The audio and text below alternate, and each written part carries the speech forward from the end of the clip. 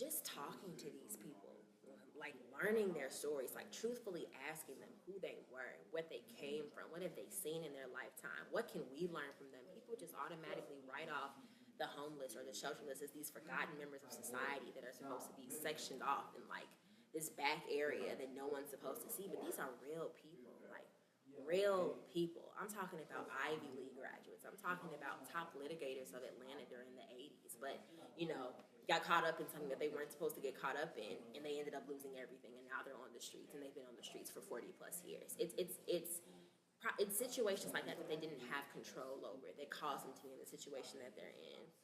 And they're human. They made mistakes. But that doesn't mean that they're not important.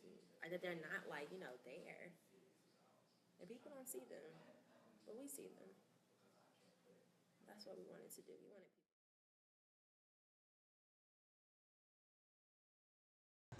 Now, I want y'all to know that we're about to get straight on into it, and everything that you're going to experience is a part of the experience, okay? So if you're waiting in lines, if you get a little hungry, if you're tired, if you're cold, that's a part of the experience, right?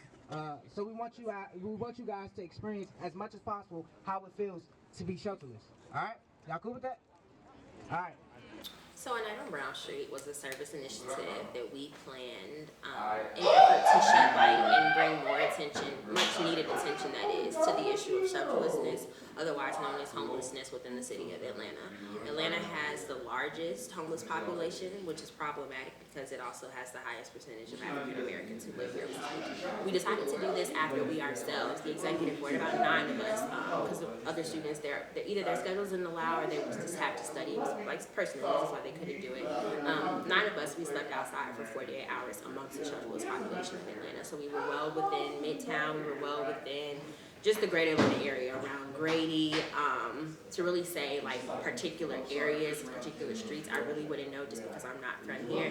But we were in the West End, we were by Mechanicsville, we were just everywhere. But we were being guided by the shelterless. Like we came across 14 individuals that and we called them our guardian angels because when we started, literally, we drove from campus to one of the participants who is now the 86th Vice President of SGA, John Cooper. He drove us to his apartment in Mechanicsville. He parked his car. He participated as well. We got out the car and we started walking. That was it. We didn't know where we were going. We didn't know what we were going to do for food. We didn't, we really were in that moment and in that setting. We didn't have our phones. We didn't have money. We didn't have anything. We were just walking. We sat outside City Hall for a while. Then it got very, very, very cold. It's really humiliating to be shaking a cup 24 hours a day and people just look at you like you some kind of little bum, you know what I'm saying? I mean, I have had people to walk past me and say, "Get a job, bum." And I said, "Wait a minute, I'm not a bum, I'm a human being." And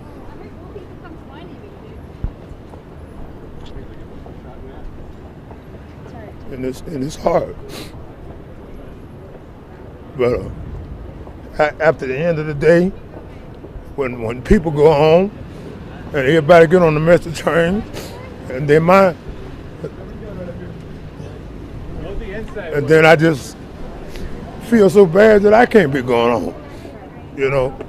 I'm sorry, but it's really emotional because I'm really trying to get myself together and get off this tree, you know. I don't care what it's doing. If I can get a job and through this humility, you know, I mean, you just lose all your humility when you're shaking a cup begging. You know what I'm saying? I mean, you know. So the first thing that we're going to ask you guys to do is split up half the people on this side and half the people on this side of the street, okay? So, thinking about you got the chance to interact with some of the students as they went through this experience. Well, first off, tell us some of the things that you guys did, because it wasn't just putting people outside and saying, "Hey, let's survive a couple hours." It was actually a process of going through. So, tell me about what process you guys went through. Definitely. So we started off the evening with the line game, and it was basically supposed to be an icebreaker for the entire environment, for all the individuals that were participating. And the line game is basically it's an icebreaker, but it's more so it's probably one of the most adult-like icebreakers that you'll ever hear, because it really makes people focus and concentrate on why they're in the space. It makes people vulnerable, and it makes people reveal things to the people around them that they may not have been open to revealing prior to playing the line game. Certain questions that may come up included during the night on Brown Street. Have you ever been shelterless before? Do you know an individual that is shelterless? On top of a lot of other things. If you have felt embarrassed about your family's economic status, please step forward. Hey, Ken.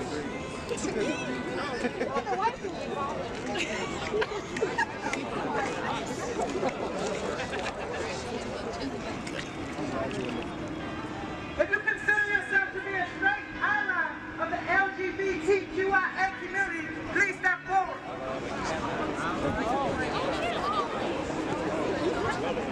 Is the case. Following the line game, however, so kind of made the space a lot more vulnerable. We went into the registration process, and the registration process was in, I want to say, Brawley Hall or whatever building that is. That was Brawley Hall. And participants were given an identification card, which identified like who they were, gave them a scenario that they would have to stick with for the remainder of the night. These are the scenarios that we decided to include in the night on Brown Street are scenarios that we firsthand witnessed during 48 hours. These are individuals that we met firsthand. These are individuals that have told us their stories and have told us how they themselves have gotten homeless.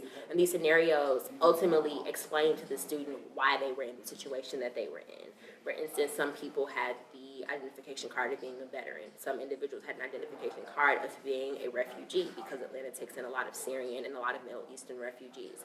So it was a broad spectrum of scenarios just to explain and furthermore explicate how diverse the shelterless population of Atlanta is and how many different facets contribute to the population and why it continues to grow. So obviously, shelterless people can't eat when they want to eat. So we simulated that at the grocery store by giving people different IDs and scenarios where they could either get a sandwich or not. Basically, it's like for example, some people had scenarios where they were single mothers, so their public aid, quote unquote, was used for their children, not themselves, so they couldn't get food. Other people were refugees or something like that, whereas, them being dislocated and not having a proper identification didn't allow them to receive public aid. So as we went through that, we seen drastic changes in attitudes toward the event. People realizing that this is somebody's life. This is an everyday thing. This is another obstacle that you have to overcome. When I think Carlito said it the best. This is public aid, but it doesn't aid.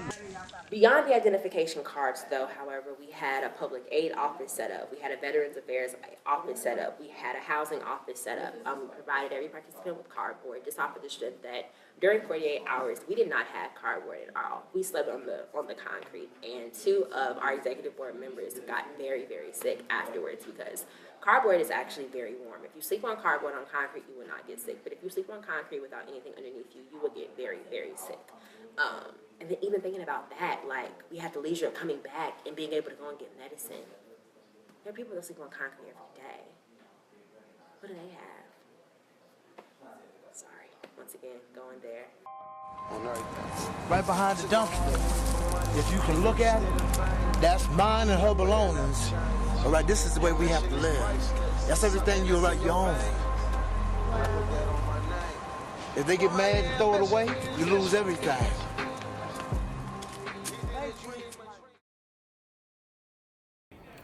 I need you all to take 1 second and actually think about why you are here.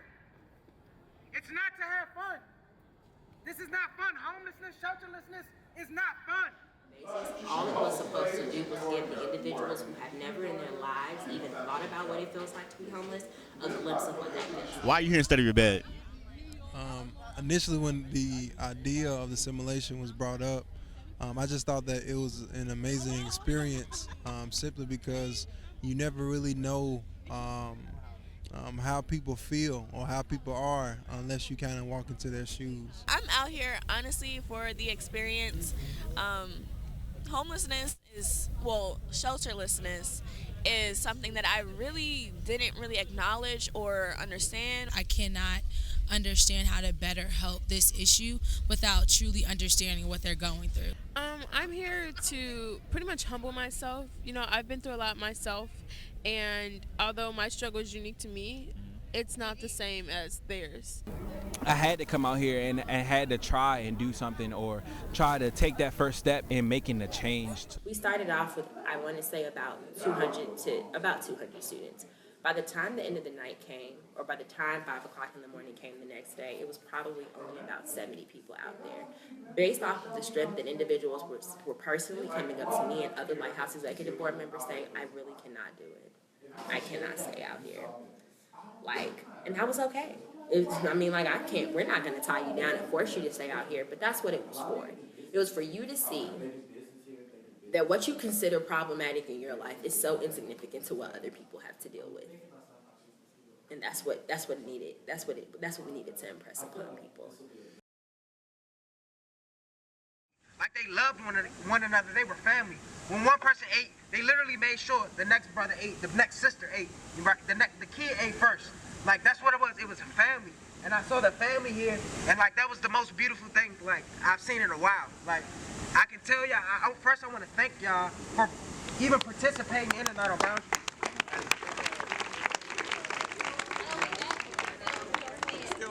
Yeah, and not only participating, not only agreeing to participate, but staying.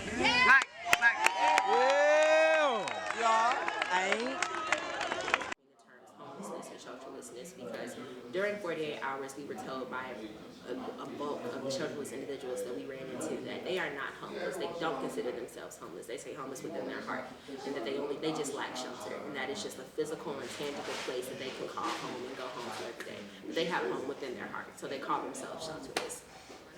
And if we don't take charge in that societal issue, I'm sure you see the hashtag that we use all the time. Who are we not to care? Who are you not to care?